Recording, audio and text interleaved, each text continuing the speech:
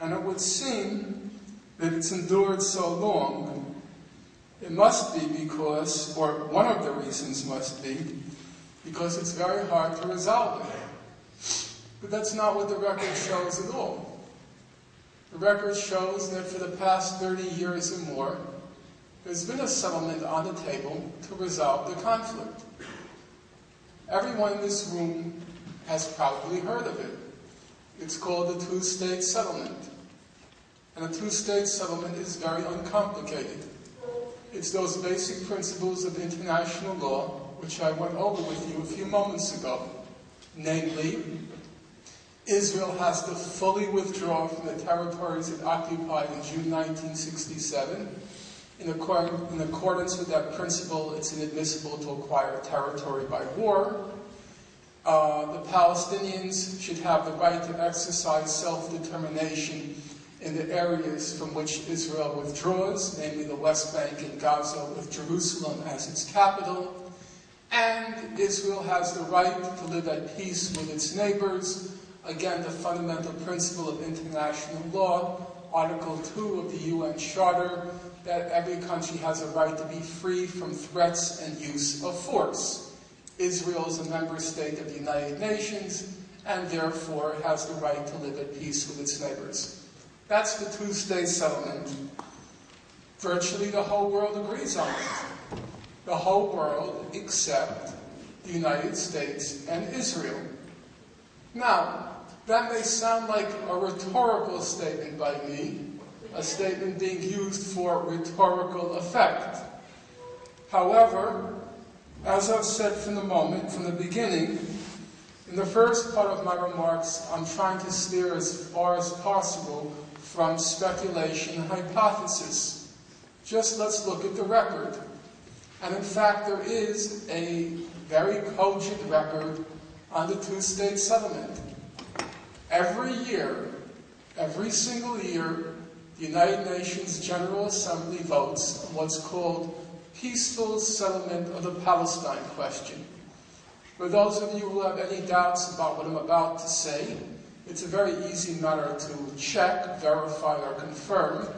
Just go to Google and enter peaceful settlement of the Palestine question. And you'll find that every single year that resolution is voted on. And every year the vote is almost identical. It begins, the record roughly begins, for our purposes now. I'll start with 1989.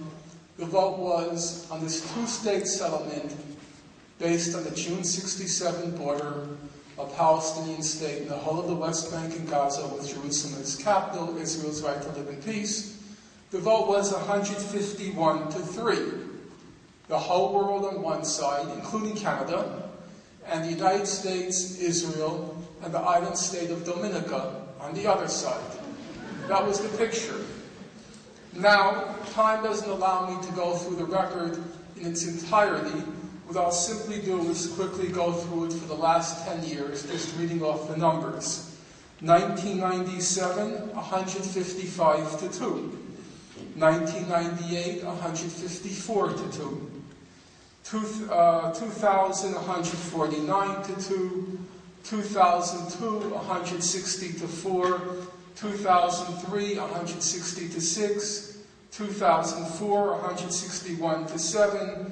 2007, 161-7.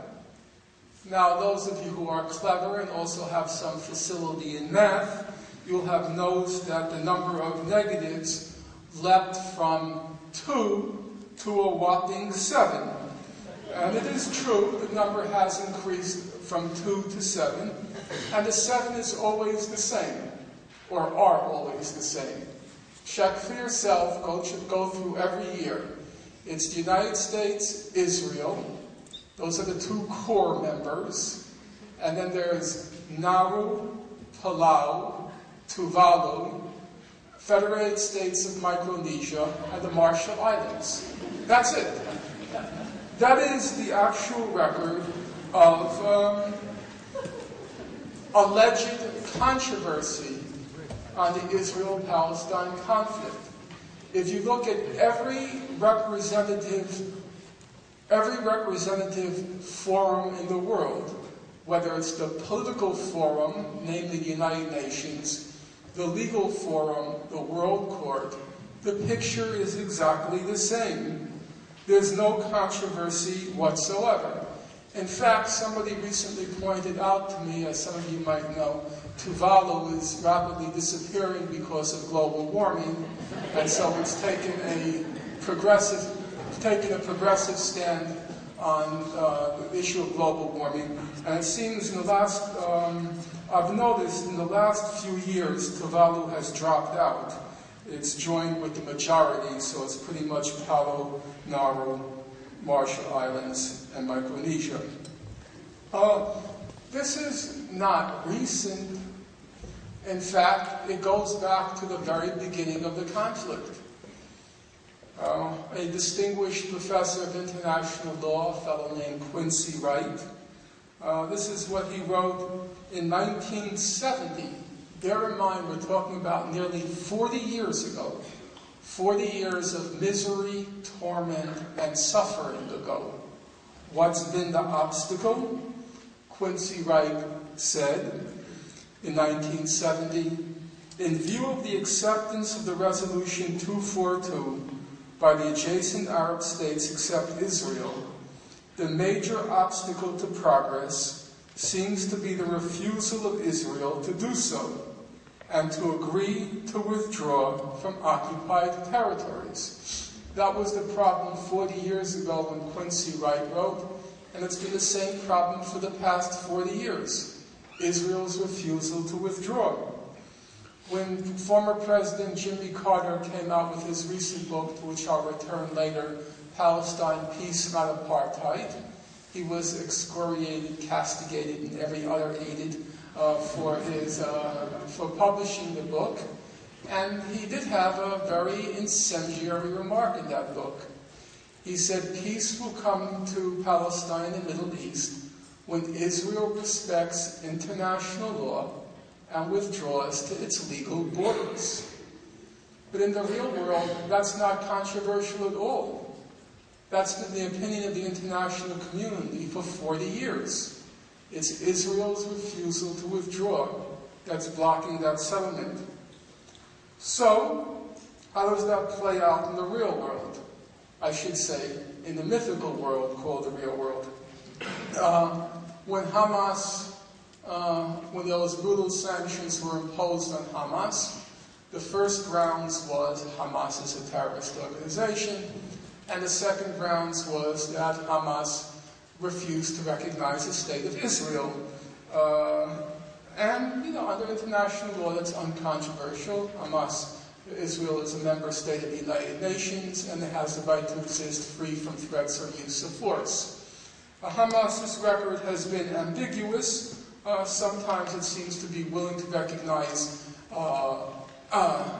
willing to live in peace with Israel for what they call a hudna, a sustained period of mutual non-aggression. And Hamas has also stated that if the Palestinian government authority negotiates a settlement, whatever the terms of the settlement are, they're willing to put it up to a national referendum, and what the people vote for, they will accept. At the very least, I should say at the very worst, you can say Hamas's record is ambiguous. At the worst, you could say its record is ambiguous. And one would want clarity where there is ambiguity on that principle of all states having the right to exist free from threats or use of force. Well, once again, if you apply a principle across the board, it's a moral principle. If you apply it to only one side, it's hypocritical. So let's apply the principle across the board and try not to be hypocrites. Well, what do we get? There's no ambiguity on the Israeli side. There's no confusion on the Israeli side. Israel has been very clear. No Israeli government has ever recognized a Palestinian state in the whole of the occupied territories with East Jerusalem as its capital. None. No government, no party, and no leading figure in Israeli society has ever accepted the fundamental principle of a full Israeli withdrawal from the occupied territories. In fact, as the world demands that Hamas recognize Israel, the current Israeli government is building a wall that annexes 10% of the West Bank illegally, that annexes East Jerusalem illegally, that severs the West Bank into multiple fragments, that ethnically cleanses the Jordan Valley, and that de facto annexes the Jordan Valley. What does that leave the Palestinians? Well, I'll quote you from Israel's leading newspaper, Haaretz. Haaretz writes, between the eastward expansion of the settlements, the westward expansion of the settlements, the Palestinians are left with no territory on which to establish a state. And yet it's only Palestinians who are expected to recognize Israel, and if they don't, then they have to bear these brutal sanctions. That's basically the record as I understand it, going through it, I think, fairly carefully on my own, and for purposes of this presentation, only being able to skim it. And what I want to do now is look briefly at the methods that have historically been used to obscure that record, to sow confusion about that record. And the methods that are most familiar to people in this audience are, first of all, the playing of the Holocaust card, the dragging in of the Nazi Holocaust, and its most recent version, this claim of a new anti-Semitism. Time doesn't allow me to go into this playing of the Holocaust card, this Holocaust industry that was constructed after the June 1967 war. I'll limit myself to just a few remarks. The main innovation of that's permissible. In the British Parliament, things like that happen. They can happen here. After all, whatever. I wasn't sure what your current relationship to the Queen was. So.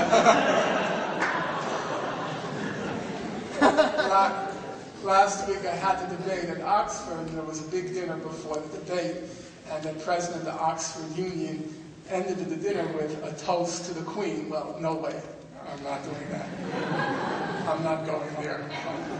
I'm from the generation where we beheaded monarchs.